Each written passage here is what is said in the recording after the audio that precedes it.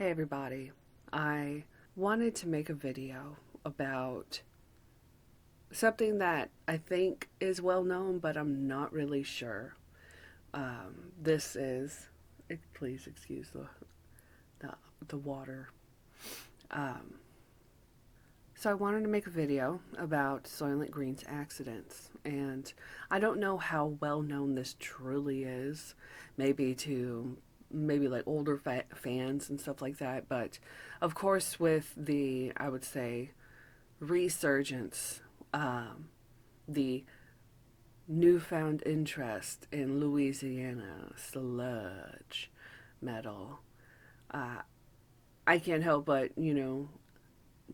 want to document these types of things. Because what I noticed in my own research is that a lot of, I would say, common, oh wait, let me put that in the video, the camera, common knowledge. A lot of common knowledge, band lore, info, what have you, whatever you want to call it, band music history is not really well documented or written down or I would say accurately sourced. Nowadays in 2024, there are a lot of websites, blogs, things from I would say the early 2000s, things from I would say 2010 and before that don't really exist anymore or are very hard to find. And so this is the reason why I've just in general have written about acid bath and Soilent Green and things like that. But this is also why in particular I really wanted to document and write down this story, however you want to put it. So this is about Soilent Green's vehicle accidents. So Soilent Green's first accident, technically, if we're going to be funny, Soilent Green's first accident was their song. It was just an accident, which is the first song on their album, Sewn Mouth Secrets. Sewn Mouth Secrets, which came out in 1998. Anyway, I've been told that that song was written about a girl that they knew who drank a lot and got into some bad relationships. At least that was what was told to me by Ben. But the focus of this in general is about the two motor vehicle accidents that the band got in. On December 4th, 2001, Soilent Green got into an accident, of course. One article from Lamb Goat, which was posted on December 15th, 2001, stated that Soilent got into an early morning crash that resulted in numerous injuries, forcing the band to cancel its touring plans for the rest of 2001.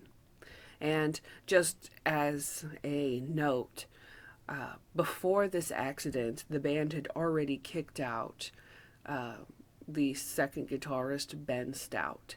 So by this time, Ben Stout was gone, and Soilent Green was just the four that we pretty much know them to be today. So it was Ben Folgo, Tommy Buckley, Scott Crochet, and Brian Patton. At around 4 a.m. Pacific Standard Time, the band's van rolled 4 times on an icy, snow-covered road in eastern Washington. Brian Patton and Scott Williams suffered broken bones in the shoulder area, and Tommy Buckley and Ben Folgo escaped with minor injuries. At the time, they were on tour for the Extreme Music for Extreme People tour, and miraculously, all of the band gear survived the crash. On January 2nd, 2002, Lamb Goat posted an article about how Scott Williams was recovering and in good spirits, though still in pain. Now, Soilent Green's second accident is what I would consider to be the big one, if you want to call it that. Less than 6 months later, around April 13th, 2002, I say around because I couldn't find an exact date, and this is just going off of when Lamb Goat made their post. Soilent got into an accident again on the road. This time the band got into a crash in Chicago, Illinois. John Model, their touring bassist, was injured along with Ben. The other members escaped the crash with minor scrapes. At the time, the band was on tour with Gwar for their Blood Drive 2002 leg. Now, I couldn't find the source that said this next piece of information. I think it's because sometimes, like I said, sometimes there's websites that are sort of archived, but then they don't load, or they worked when I first found them, but now they don't. This is, like I said, the whole point in making videos like these, and that a lot of the sources don't really exist anymore. And so I had read somewhere, forgive me if this might not be true, but I had read somewhere that Ben was at the wheel, and when they crashed, he kind of like blacked out, and he tried to get up to move, and then he realized he couldn't. And he had, of course, blood around him, on him, and Tommy had, I guess, like tapped him on the shoulder and asked him, "Hey, are you all right?" And Ben was like, "I can't move." But I read that somewhere while I was making this. An article from May 4th, 2002 stated that Ben was still recovering from the crash, which had resulted in both of his legs being broken. And that's kind of a, I guess, minor way to put it. Really, the crash broke his legs, but he was paralyzed from the waist down. Ben was at the wheel of the van during the accident, and the article had quoted him saying, "I don't remember much, just a few pieces. I was told that I was avoiding a car spinning out of control, and as I came back into the lane, I ran in the back of an 18-wheeler. The story is still not in full. No drinking and driving, nor any drug use. Ben went to physical therapy during this time, and Soilent was expected to be in full gear by the end of that year, which was 2002. An April 21st, 2002 article stated that Ben was still in the hospital. He had already undergone 2 leg operations to repair broken bones. He was still in Chicago at the time and was to soon return home to New Orleans. In 2003, Soilent made a comeback, going on tour, and in 2005 they released their album Confrontation, which personally is, I think, my favorite Soilent Green album overall. I just really like that one. A 2006 article mentioned the crash, stating that Ben was nearly killed, which, in, I guess, my opinion, is not surprising considering how crazy and scary of a freak accident it was.